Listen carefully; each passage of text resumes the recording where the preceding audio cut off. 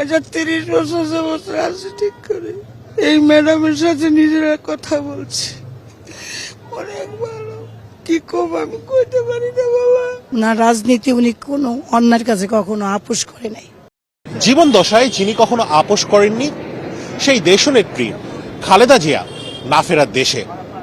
দূর দূরান্তর থেকে নেতাকর্মীরা আসছেন তাকে শেষ বিদায় জানাতে। কান্নায় আহাজারিতে ভারী হয়ে উঠেছে এভার কেয়ারের চারপাশের বাতাস। আচ্ছা 30 বছর যাবত রাজনীতি করে এই ম্যাডামের সাথে নিজেরা কথা বলছি, অনেক ভালো। কি কম আমি কইতে পারি না বাবা।